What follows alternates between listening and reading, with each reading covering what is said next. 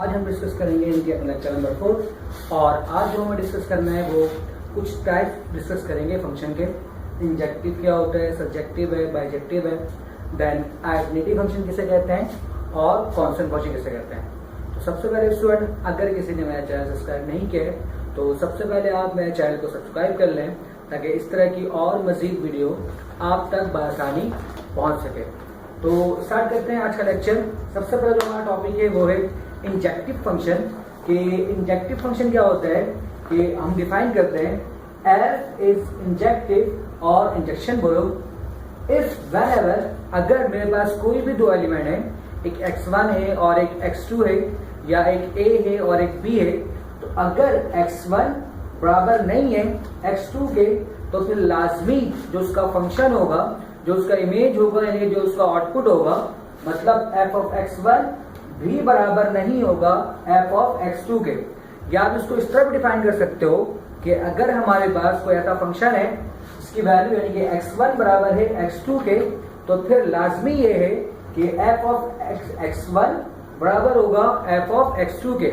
अगर आप is equal to बोलते हो तो फंक्शन भी बराबर होना चाहिए, अगर आप बराबर नहीं कहते हो तो फिर फंक्शन भी बराबर नहीं होना चाहिए। या आप यूं समझो कि हर एक डोमेन एलिमेंट का जो इमेज होगा वो डिफरेंट होगा।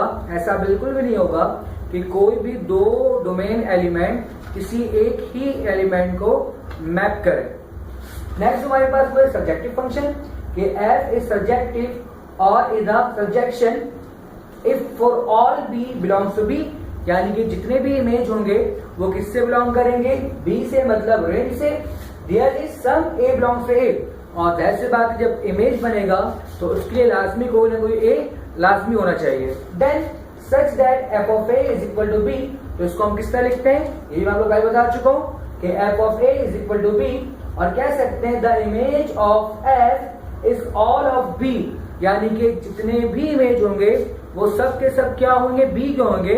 इसको आप यूं कह सकते हो कि b में जितने भी एलिमेंट हैं उन सब का कोई ना कोई प्री इमेज लाजमी जरूर होगा, यानी कि रेंज फंक्शन में, रेंज एलिमेंट में कोई भी एलिमेंट बचना नहीं चाहिए, यानी कि हर एक डोमेन एलिमेंट किसी ना किसी एलिमेंट को मैप लाजमी करेगा। अगर ऐसा होगा तो उसे हम कहते हैं सब्जेक्टिव, या तो उसे हम क्या कहते हैं, ऑनटू फंक्शन।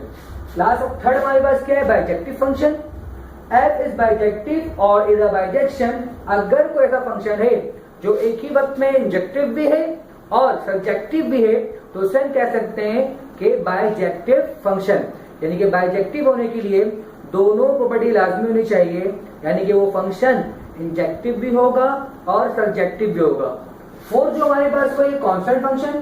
कांस्टेंट फंक्शन को डिफाइन करते हैं कि f of x is equal to c, यानी कि अब कोई भी डोमेन एलिमेंट हो जो आउटपुट मिले वो हमेशा सेम मिले, मतलब एक ही मिले। आप x1 रखो जब भी आंसर c है, अब x2 रखो जब भी आंसर c है, अब x3 रखो जब भी आंसर c है। c मतलब कोई भी वैल्यू, अगर 2 आ रहे तो हर एक एलिमेंट पर 2 ही आना चाहिए, अगर 3 आ रहे तो हर एक इनपुट पर 3 ही मिलना चाहिए। इसका मतलब है अगर वैल्यू सेम रहेगी तो उसे हम कह सकते हैं कांस्टेंट फंक्शन। मींस के f of x is equal to x की power 0, f of x is equal to 2। ये ऐसे फंक्शन है जिसकी वैल्यू हमेशा क्या होगी, सेम, और हमेशा अगर वैल्यू सेम है तो उसे हम कह सकते हैं कांस्टेंट फंक्शन। लास्ट जो हमारे पास वो है आइडेंटिटी फंक्शन। आइडेंटिटी फंक्शन क्या कहते हैं कि जो हम डोमेन एलिमेंट दें और जो हमें आउटपुट मिले वही एलिमेंट मिले, यानी कि अगर हमारा इनपुट 1 हो तो हमें आउटपुट भी क्या मिले, 1। अगर इनपुट हमारा 2 हो तो हमें आउटपुट भी क्या मिले, 2।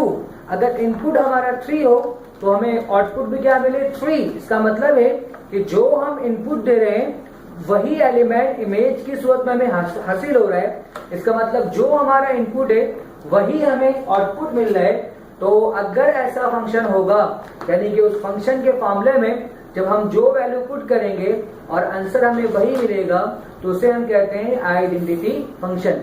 उम्मीद करता हूं स्टूडेंट के आज का लेक्चर आपको समझ में आया होगा।